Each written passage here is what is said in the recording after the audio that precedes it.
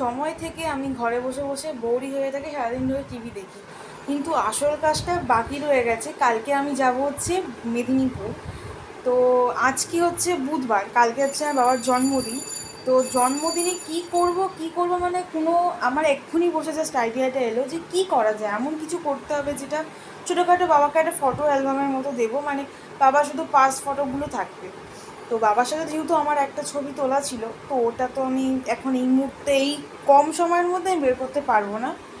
তো ভাবছি কি করব, পাস ফটো দেবো কি না, আমি কি করব বুঝতে পারছি না।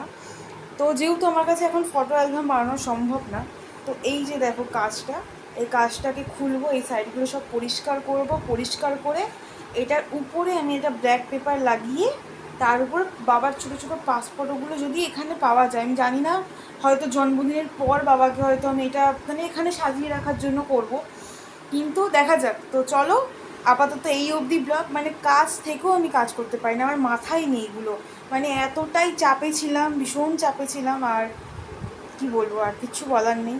তো তো চলো, নেক্সট ভিডিও আবার দেখা যাবে যখন রেডি ফেডি করবো। আমার তো মাথা কোনো কাজ করছে না এখন থেকে কী করবো। কালকে বাবার জন্মদিন, মানে আমি জানি বাবার জন্মদিন, ভেবেছিলাম যে কিছু করবো না, কিন্তু আমার হট করে মাথায় এলো যে না কিছু একটা করতে হবে। ওই জন্য বলছি, তো চলো দেখাবো আমি কী কী করি।